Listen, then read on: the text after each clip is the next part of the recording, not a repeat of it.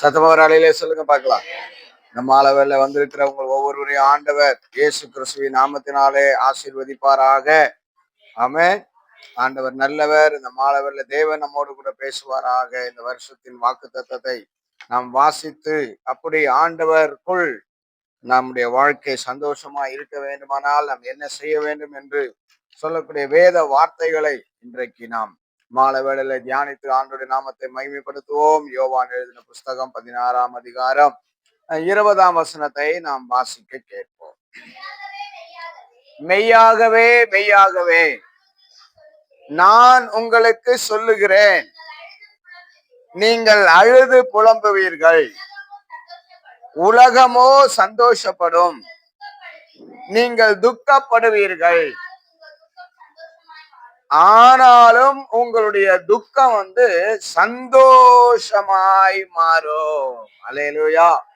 ஆண்டவருடைய பிள்ளைகளுக்கு ஆண்டவர் கொடுக்கிற ஒரு மிகப்பெரிய ஒரு விசுவாச வார்த்தை, நம்முடைய வாழ்க்கையில எவ்வளோ பெரிய துக்கம் இருந்தாலும் துக்கம் வந்தாலும் அத கடவுள் என்ன பண்ணுவாரா, இயேசு என்ன பண்ணுவாரா, சந்தோஷமாக ஆண்டவர் மாற்றுவார். ஆமென்.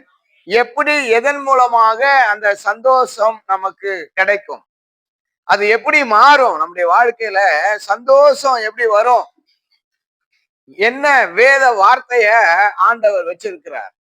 ஆமென் சொல்லுங்களேன். அல்லேலூயா. எரேமியா எழுதின புஸ்தகத்துல 15ஆம் அதிகாரம் 16ஆம் வசனத்தை நாம் வாசிக்கும் பொழுது வாசிக்க கேட்போம். எடுத்தவர்கள் ஒருவர் வாசிக்கலாம். எரேமியா எழுதின புஸ்தகம் 15ஆம் அதிகாரம்.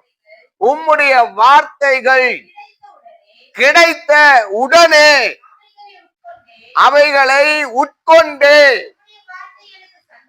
உம்முடைய வார்த்தை எனக்கு சந்தோஷமும் என்னுடைய இருதயத்துக்கு மகிழ்ச்சியுமாயிருந்தது. இங்க எரேமியா தீர்க்கதரிசி அழகாய் சொல்லுகிறார், உம்முடைய வார்த்தையை நான் என்ன செய்தேன் அப்படின்னா உட்கொண்டேன் அப்படின்னு சொல்லுகிறார். அல்லேலூயா சொல்லுங்களேன்.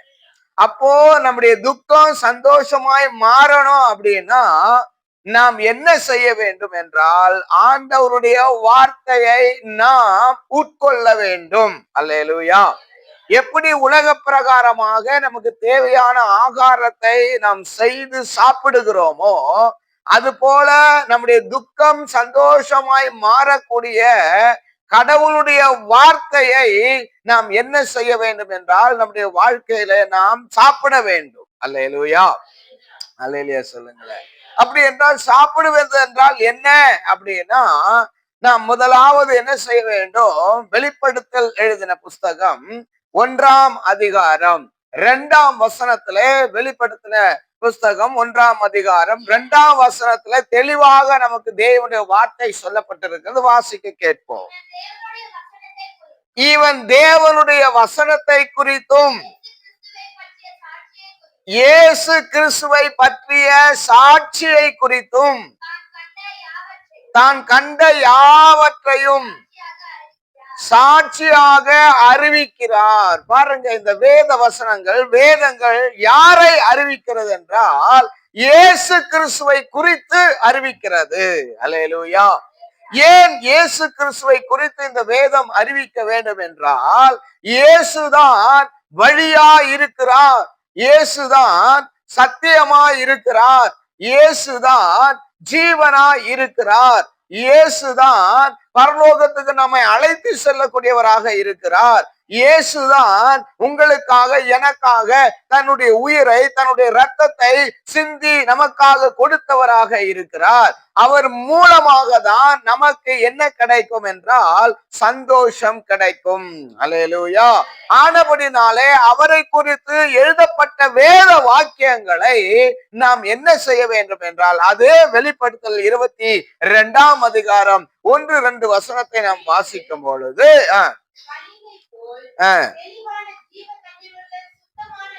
சுத்தமான நதி, தேவனும் ஆட்டுக்குட்டியானவரும் இருக்கிற சிங்காசனத்திலிருந்து புறப்பட்டு வருகிறதை எனக்கு காண்பித்தான்.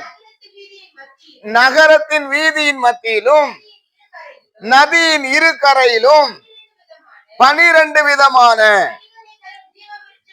கனிகளை தரும் ஜீவ விருட்சம் இருந்தது.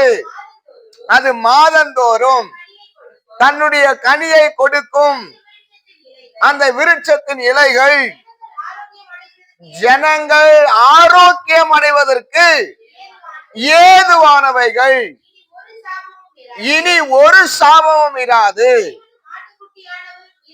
தேவனும் ஆட்டுக்குட்டியானவரும் இருக்கிற சிங்காசனம் அதில் இருக்கும். அதே வெளிப்படுத்தல் 1ஆம் அதிகாரம் 3ஆம் வசனத்தை நாம் வாசிக்கும் பொழுது இந்த தீர்க்க தரிசன வசனங்களை நல்ல கவனிங்க, வாசிக்கிறவனும் கேட்கிறவர்களும் இதில் எழுதியிருக்கிறவைகளை கை கொள்ளுகிறவர்களும் பாக்கியவான்கள்.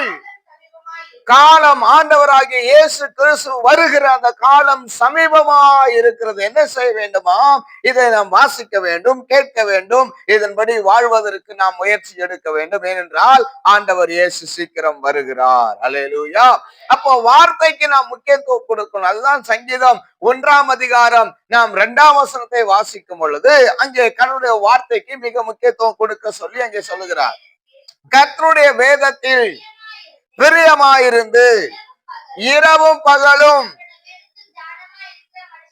அவருடைய வேதத்திலே தியானமாய் இருக்கிற மனுஷன் பாக்கியவான். அப்போ வேத வார்த்தையை நாம் தியானிக்க வேண்டும், அதை நாம் சாப்பிட வேண்டும், அதை நாம் உட்கொள்ள வேண்டும், அதனுடைய கருத்தை நாம் ஆராய வேண்டும். அல்லேலூயா.